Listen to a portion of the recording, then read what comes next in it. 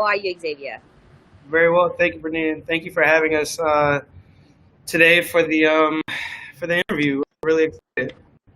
It's a pleasure. So, you're going to be talking to us today about your documentary feature, which is called City on the Hill, correct? Absolutely, absolutely. It's So, just tell us a under bit about about it. 60 minutes.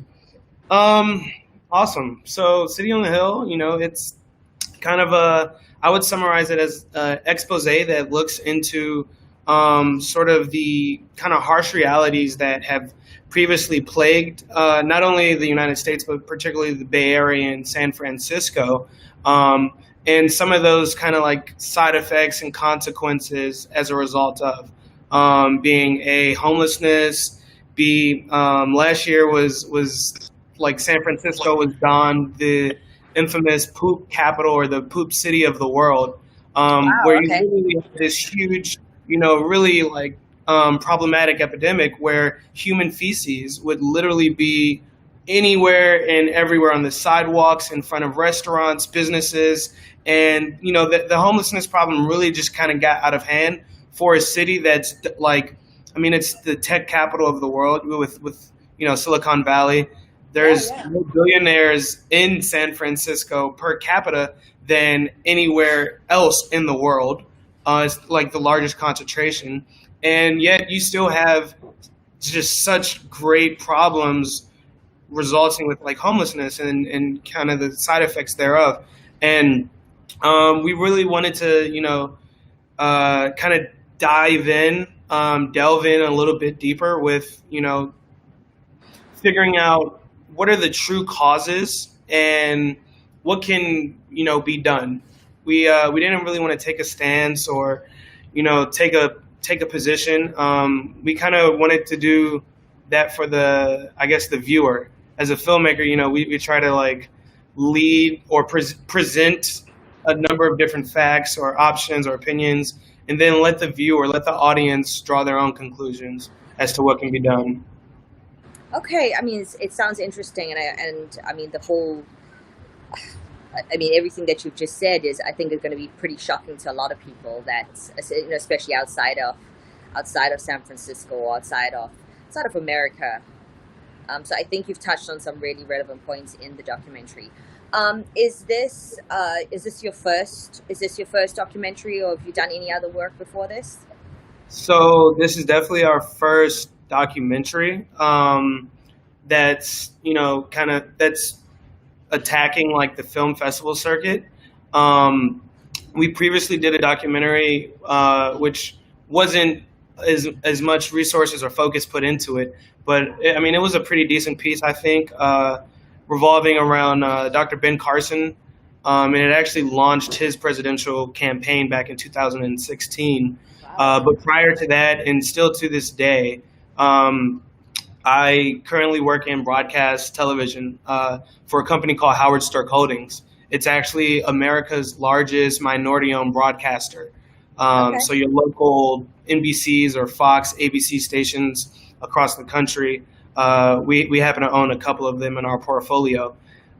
So I am head of production. I oversee all of our out of studio production. So I've directed town halls in Dubai. We've done productions in London and other parts of Western Europe. So it's definitely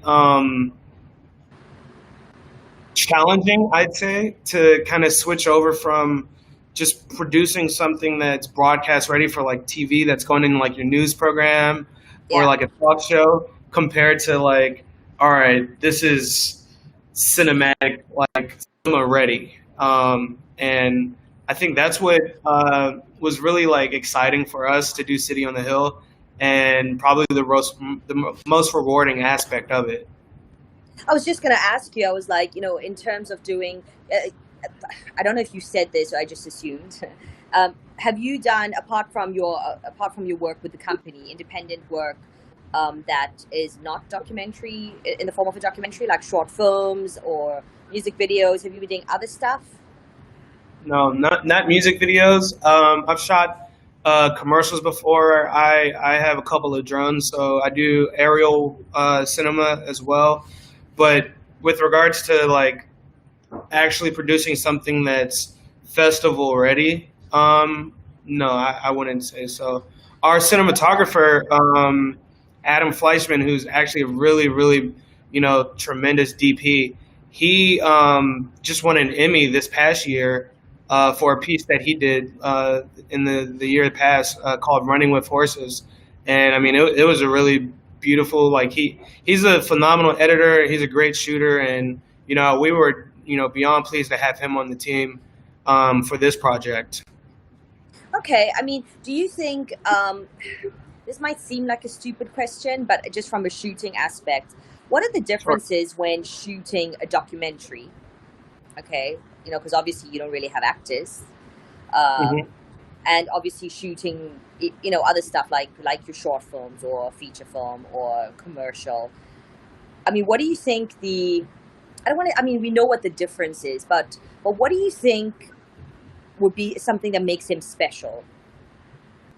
I think, bar none, it's the when you're shooting even if you're just doing like a TV show for us, like there's script, there's a segment time, there's all right, you got to do your ins, you got to do your outs, and then after that 7 minutes and 37 seconds, we got to go to commercial, we got to cut. So the difference between that and at least the way that we went about attacking our documentary was cool.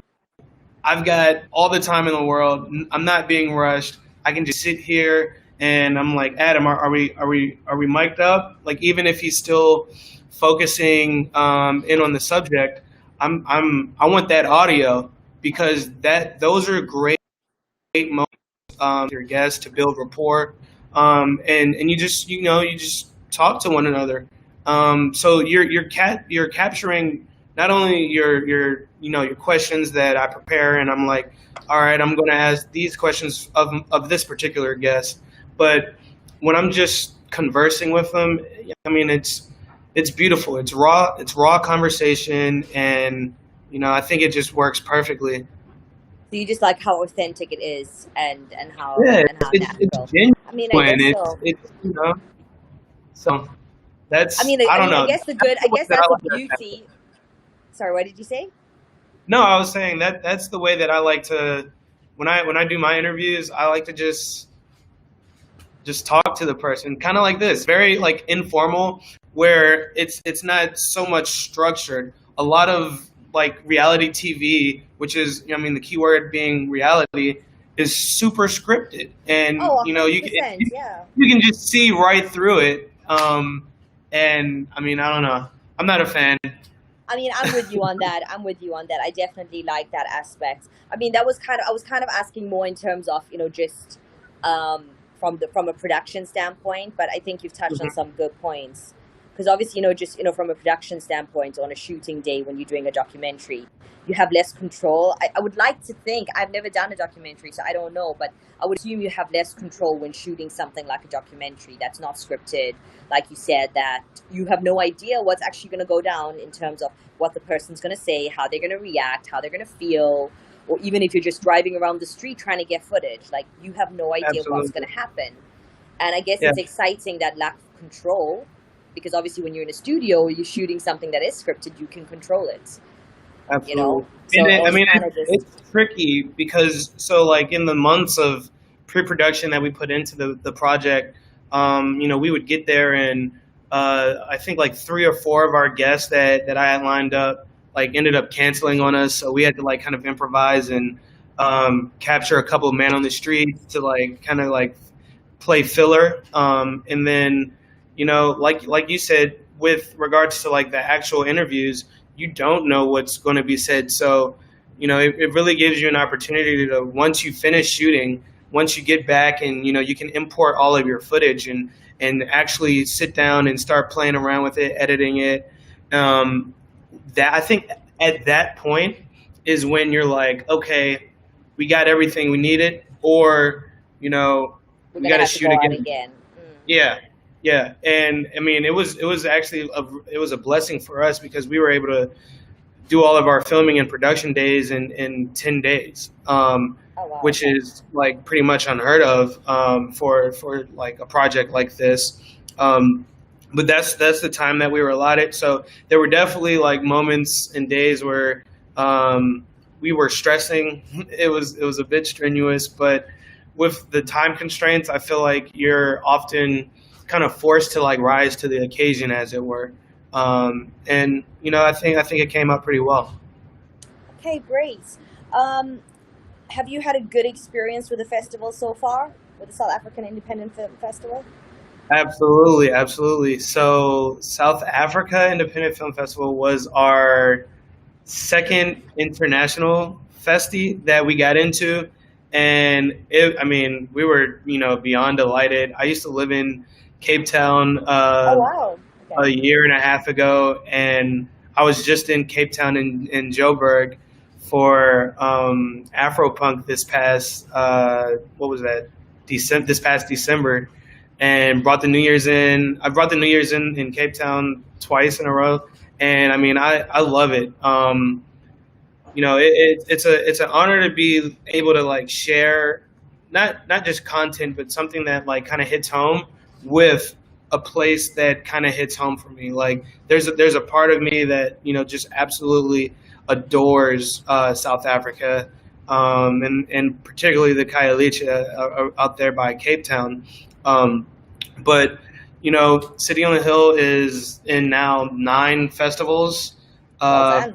Finalist in 4 so far, winner of 1, and we're just excited and happy to be able to be a part of the SA Indie Film Fest. So thank Well, you we're again. excited. We're excited that you guys are part of it, and congratulations, obviously, on all of those entries and winnings, and yeah. Are we? Can we expect something from you next year? Absolutely. Don't know what it is yet, but we're working on it. We've got a couple of shoots coming up, so we went to Qatar for a couple of weeks last year, so we might be either dropping that or another project that we've got in the That's pipeline. interesting because I actually live in Qatar. And Oh, really? it always amazes me when I'm like, people are like, oh, we went and shot out in Qatar. And I'm like, where? Where? Yeah, Tell me. yeah. Why did I know about it? As if I'm supposed to Oh know man, everything that yeah, happens there. But it's it's just shooting out beautiful. in Qatar is tricky. It can be Oh yeah, tricky, because there's so many rules being the Middle East. There's just so many rules and regulations absolutely. and that sort of thing. But that's interesting. Well, their Okay, government well, film okay. office was very, very helpful and resourceful for us. We worked with The Doha Film Office. yes, and of their, I guess, foreign minister, and their U.S. or I guess the Qatari ambassador to the U.S. So Yeah, I mean, definitely it's want all to about your plug them in. content. It's all about your content out there. It's obviously restrictive on content. You don't have the freedom to do whatever you want to do, because it's a Absolutely. religious country and all of that. But if your content makes sense, then they're cool. They're cool with it. Well, thank you so much for your time. And again, thank you for being a part of our festival. Everybody, go and check out City on the Hill. It's a documentary feature, and it's worth a watch. Xavier, have a lovely. What time is it in Washington right now? It's probably like It's just after 2 p.m. after. Oh, so you still got a kind of half a day or a whole day, depending on what you're doing. Yes, ma'am. Still got to go back to the office. Oh wow. Okay. Well, thank you so much for making time for us, and enjoy the rest of your day. Thank you so much. Okay. Talk Thank you. soon. Bye. Sure.